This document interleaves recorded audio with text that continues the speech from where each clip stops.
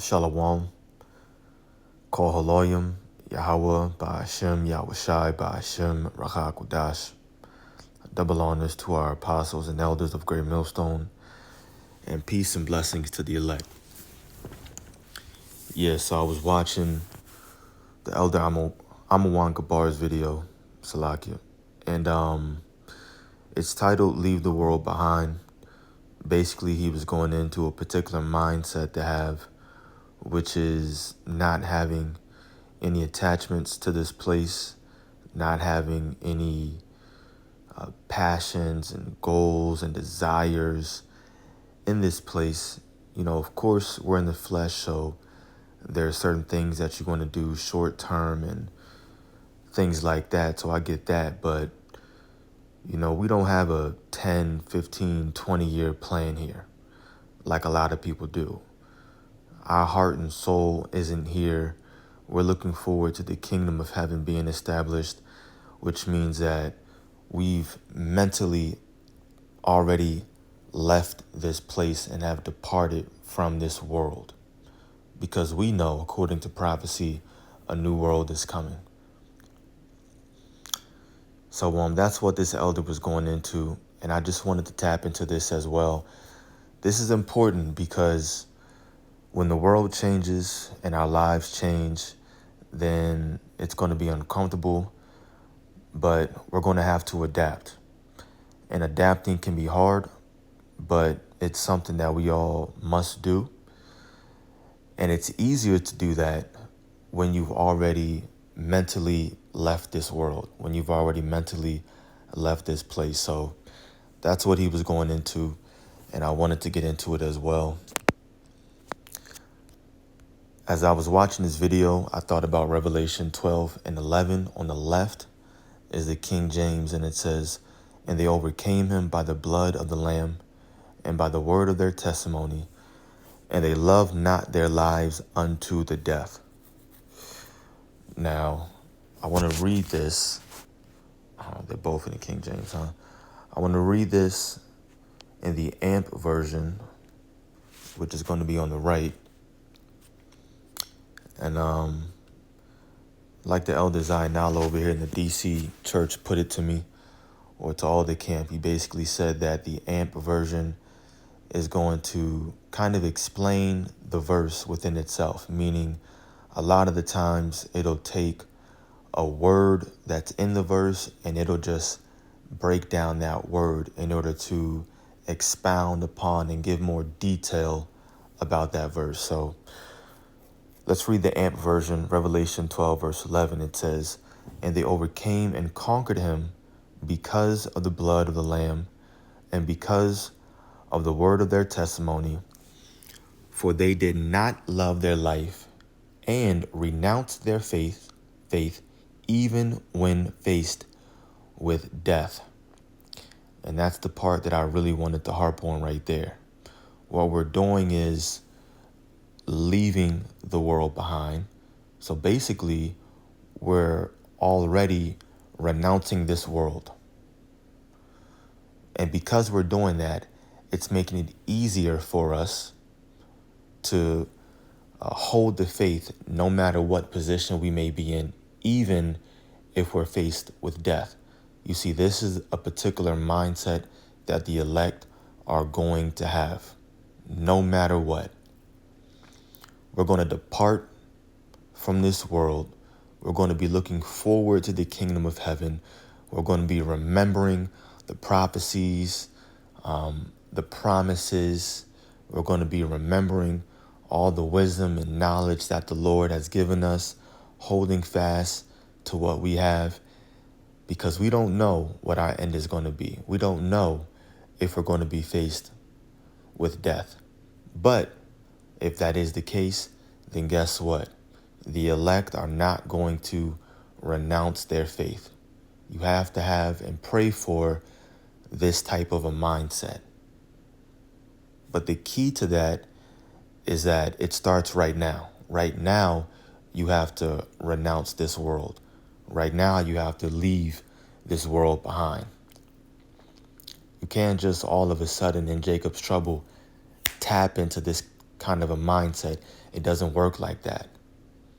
Your spirit and your faith, it has to be built up. Next precept in the King James is going to be, Romans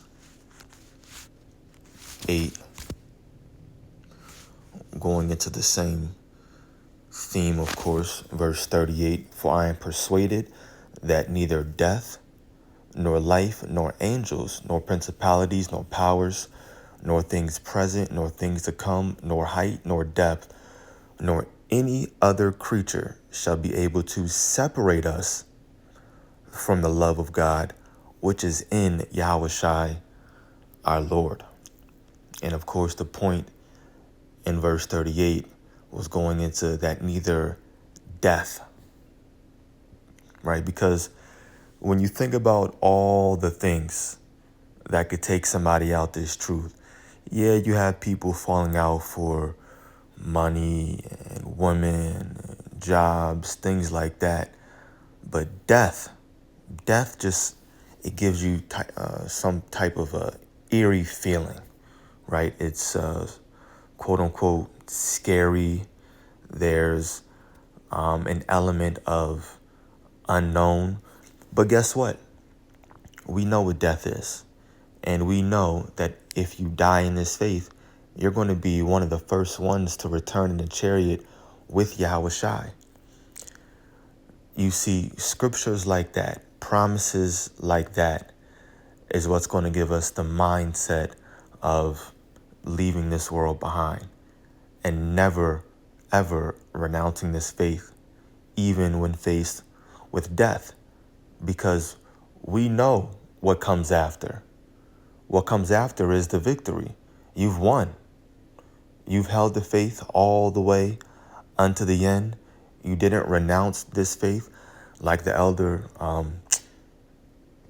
like the Apostle Gabar likes to always say. You've maintained your integrity. And that's what the Lord wants to see. You've held this faith, this truth, all the way unto death. So pray for this type of a mindset. And no matter what's going on in your personal life, you can't let that get in between you and Yahushua, you in this ministry, you and the love that you have for the Lord. Because just like it says, he that endureth unto the end, the same shall be saved.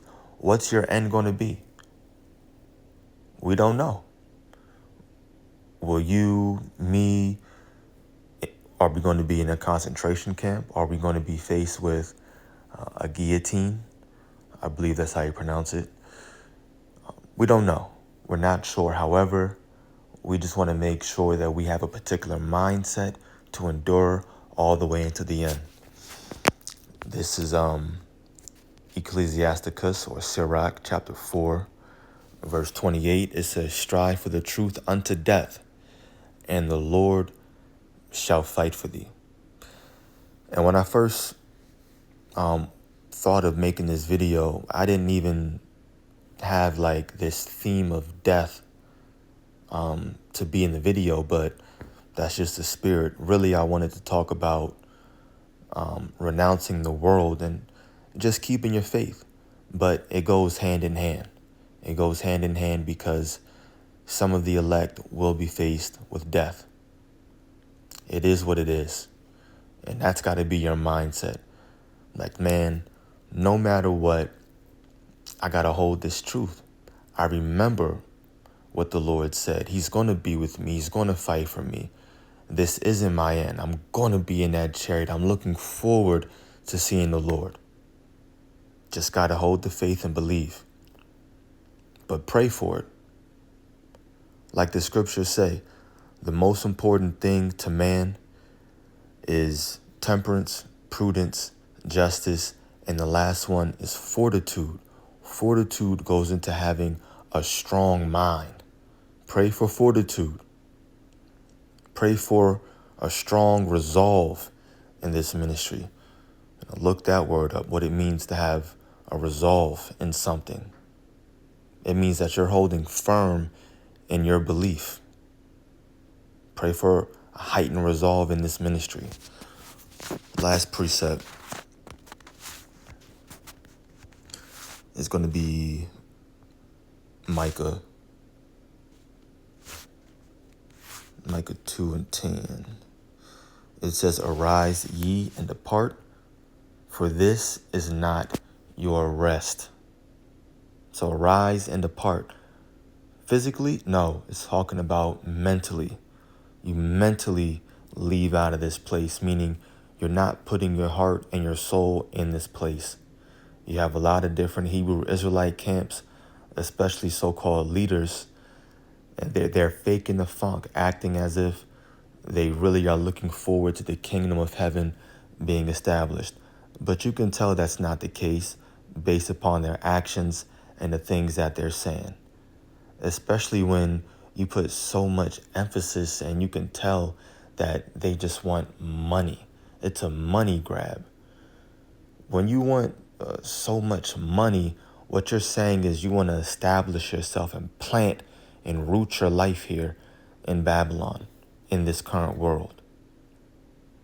And a lot of people are using this ministry just for monetary gain. And that shouldn't be the case. But anyway, point being is that unlike them, then we have to depart from this place mentally. Nothing is wrong with getting a better job. Nothing is wrong with wanting more money. But of course, money is one of those things that it keeps people attached. People are attached to money.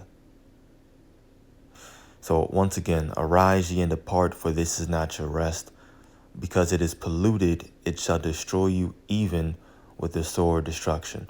Yeah, so getting back to the point, getting back to the topic, this is the mindset that you have to pray for, and you have to, if you need help with it, just ask. Ask the Lord to make sure that nothing is in the way between you and this ministry.